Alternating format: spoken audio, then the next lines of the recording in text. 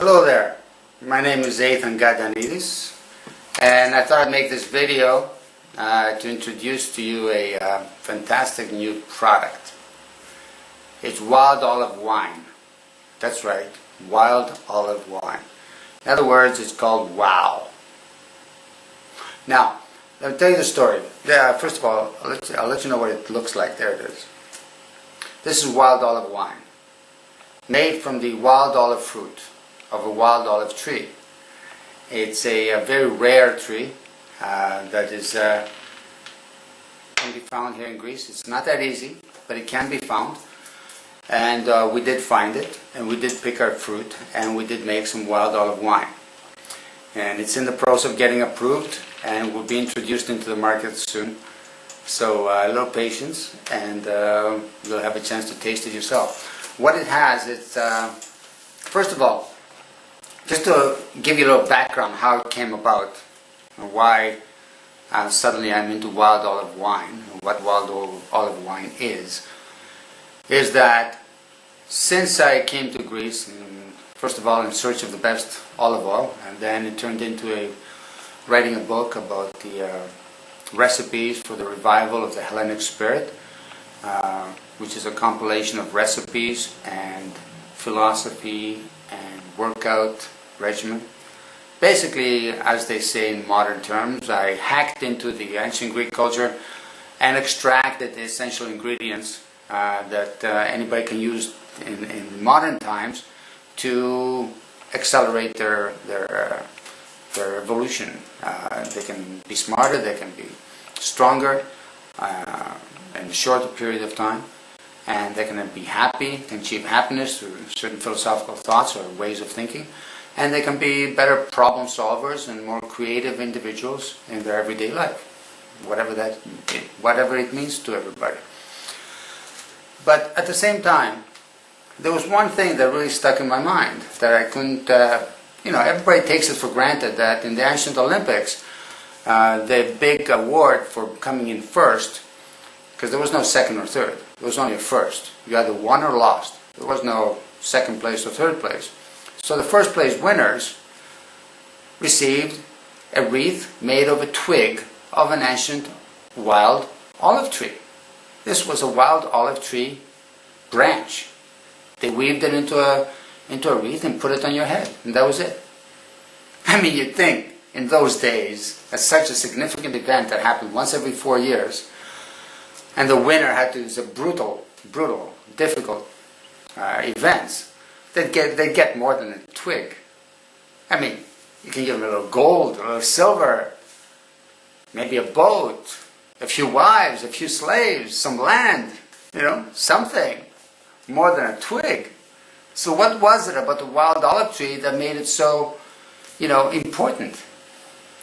I mean, people usually, historians and intellectuals, they take it for granted that these ancient Greeks were religious fanatics, and it was goddess Athena that brought it to the Acropolis, and that's why they're honoring Athena and their gods. I'm questioning. That's why it's so important, because they were religious fanatics. But then, as I went out in the olive groves, I met this interesting fella, Stamatis Salamaniotis. I went on his olive grove, and on the side of his olive groves there, and among his olive groves, I saw some wild olive bushes.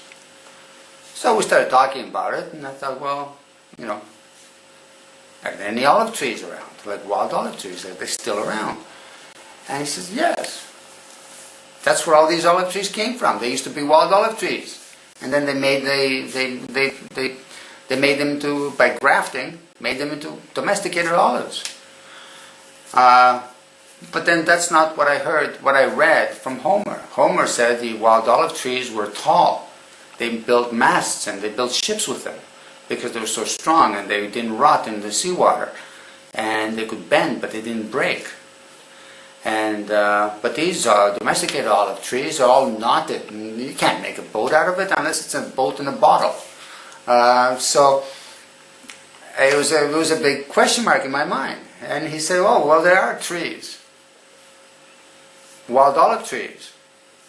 I said, "Where?" I said, "Well, they're along. We'll have to go find them," and we did. And we went on a trip, and over the ridge and into the into the valley and across the gorge, and we found some wild olive trees. They were big, they were tall, and I could see how you could build a mast with them. And you can build a boat. And we picked the olive trees, and we, through some help with our friends in various science departments, we discovered a way to make some wild olive wine. Wow! So here it is.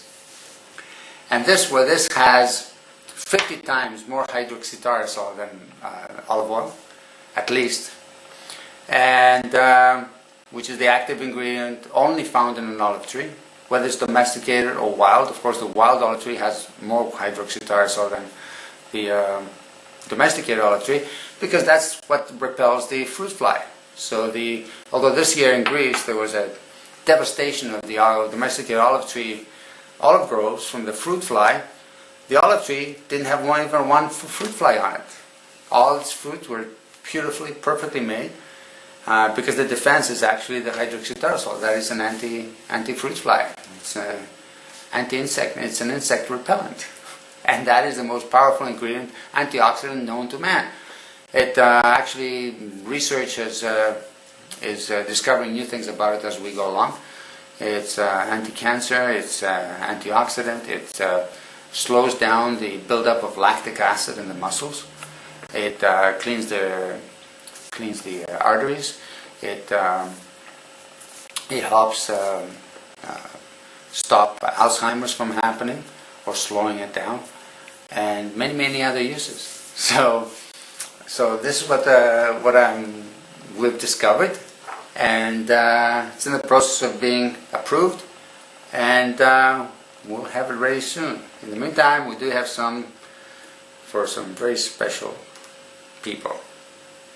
So, and it tastes, what does it taste like? Well, we haven't done anything to it. We haven't added any flavors or any preservatives, and this is the pure, most organic, most sustainable olive ingredient or product you could ever imagine. We're the first to touch this tree probably in centuries, if ever. So it's organic, sustainable, and absolutely pure. It tastes kind of like Campari without the sugar. This is the fourth take, so I think I'm still within the... No, I better not. Okay, I think I've had enough for today. I feel like I want to go run for that marathon or something, or lift some weights, or do something. And in the meantime, thank you for taking the time to listen to this, and click on the links or go to Stamatis Alamanides Grove to read more about the ancient olive, and stay tuned. Sign up for the newsletter, and we'll let you know as soon as we have it on the market. You'll have free samples and a free book on the wild olive tree, and so forth and so on. So stay in touch, stay in tuned, and keep your ears open.